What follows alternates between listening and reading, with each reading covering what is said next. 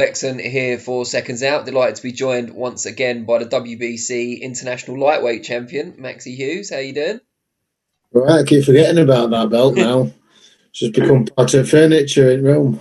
I was going to Forget say, I about hope you it. haven't misplaced it. I hope it's still around. But No, definitely there, but you just get used to seeing it, don't you?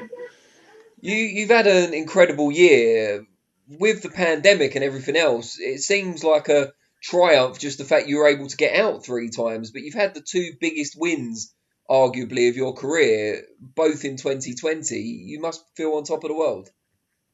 Yes, buzzing as well now. I'm up for MTK's 3 awards and been nominated for 3 different ones, so it'd be nice to get one of them as well. That'll just seal the year off, I suppose, this year. But yeah, like in all, I've not looked at this year has been too negative.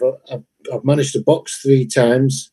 I had 2 big wins. One of them I got to box abroad and get some sunshine. And as well, with work, I got paid furlough, so I got paid to have 3 months off, and I got to spend some quality time with my daughter. So all in all, it's been a great year for me. I've loved it. You're like, let the pandemic go on, keep it on. Oh yeah, I won't mind another furlough. Like. Brilliant. Which of the two big wins? Obviously, you had a mark in time fight at the start of the year, but the two big ones are John O'Carroll and Cotillion. Which one of the two means more to you? Which one gave you more satisfaction?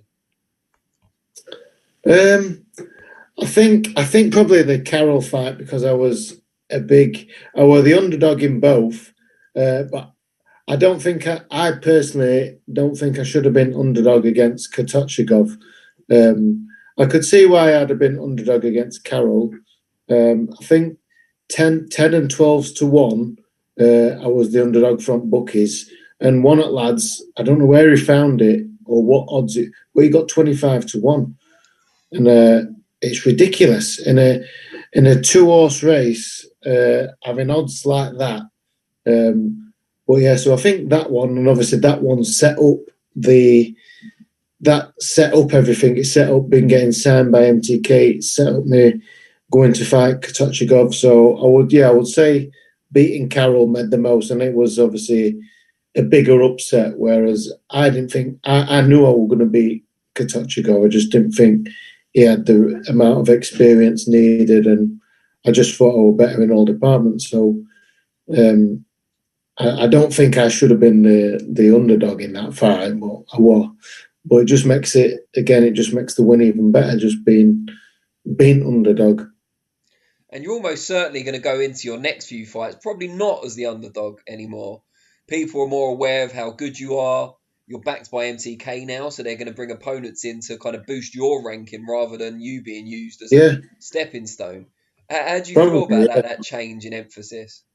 It won't bother me, to be honest. But like, if I'd have known, I knew I was going to be underdog against Carroll, but I never, because I don't gamble like that. No, not because I'd ever had any problems with it.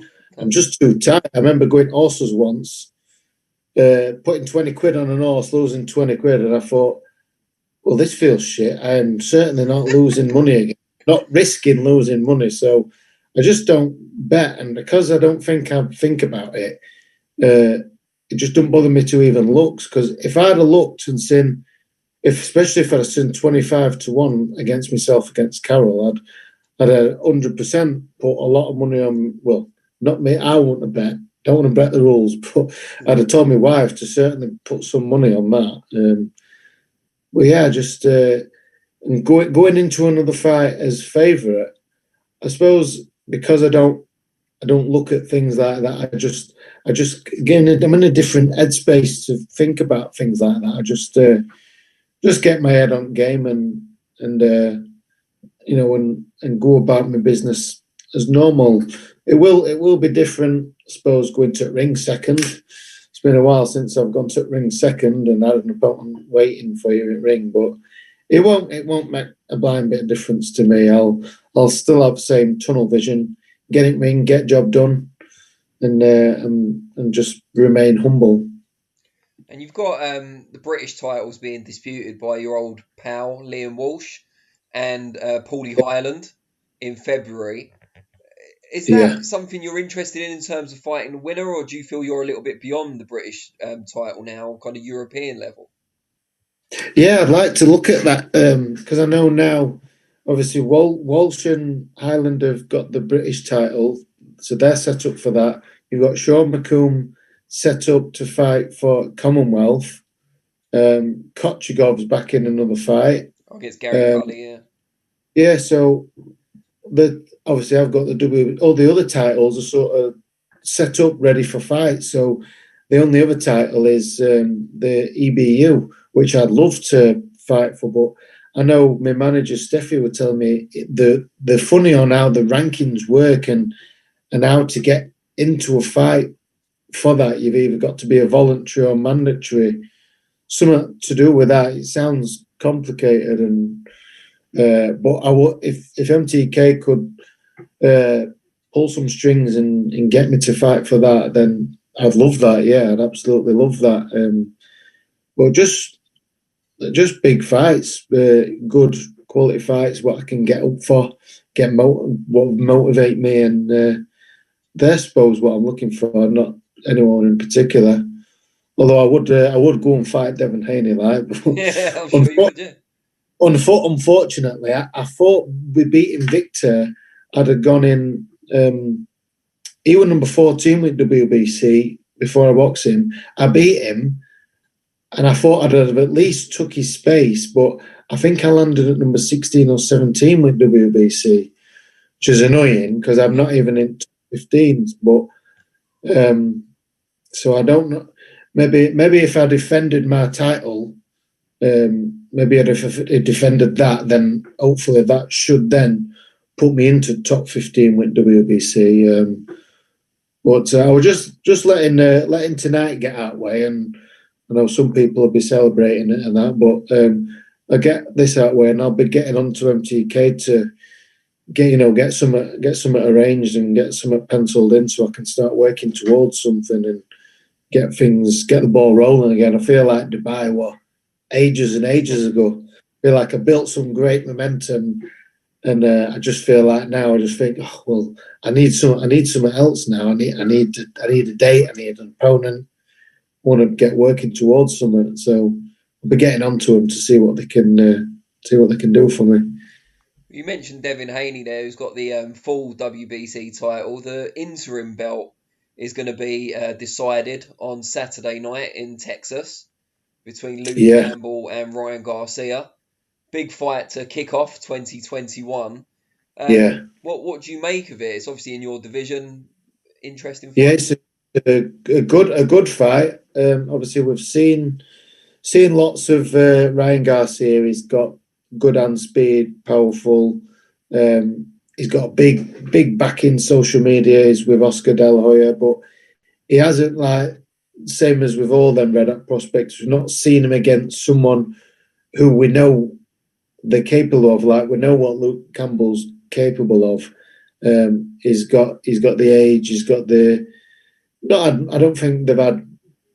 Has Garcia had more bouts than Campbell? But or they're similar in record, aren't they? But the level that Campbell's boxed at, you would say he's the more experienced at better level. So I would go with. I'm going with Campbell. I see it as an interesting fight because, like I say, Garcia's hand speed is rapid and he seems to be very powerful with that left hook. So we'll see. We'll certainly see. And look, I hope Luke Campbell. I hope Luke Campbell gets it. But yeah, it's definitely an interesting fight. Absolutely. Have you guys sparred at all, yourself and Luke? We sparred. It were, how long were it now? Must have been 5 or 6 years ago. It was after I lost my second fight to Martin J. Ward. I wasn't really in gym, but his old amateur coach, who he still does bits of training with, Mick Bromby. Yeah, Mick Bromby. Mick Bromby phoned me when I were at work on like a Wednesday afternoon about 2:00. I see Mick's ringing me. didn't know what it. So I answered. He says, "Oh, he says Luke's on about, but he's got a southpaw that he's boxing in 2 or 3 weeks. But we've not had much southpaw sparring. Are you available?" And I want really. I've not been in gym, and I certainly want as sharp as I could have been, but I just wanted the experience. So I says, "Yeah, I'll spar." And we did. He came down that night, and we did 6 rounds. Obviously, he got the better of it because he were fight fit, and I'd just come from work. But yes, he was a good kid. He's a nice lad as well. And obviously he's a fellow Yorkshireman, so I'll certainly be rooting for him tonight. Sorry, second.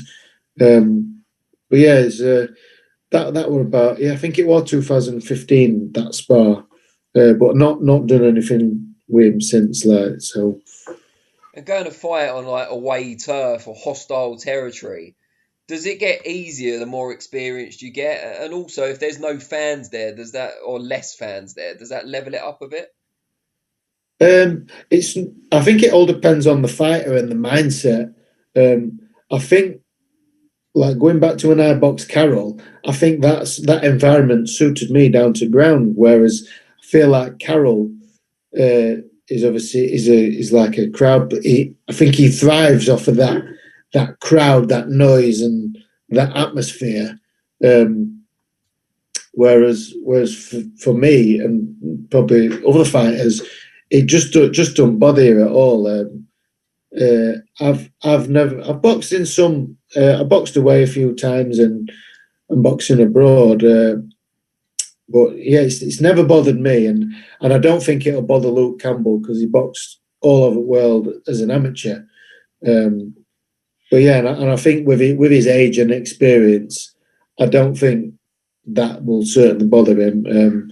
Maybe Ryan Garcia, with him being young and maybe not properly matured mentally, he might think, "Oh, I've got the edge. I'm at home. I'm the star. This and that." He might think that that's giving him an edge, and he might need that to give him that confidence that he needs. But I don't think Campbell will need that, and I know not every fighter needs it, but some fighters do need that crowd and that making it hostile for their opponent to give them feel like they're getting an edge.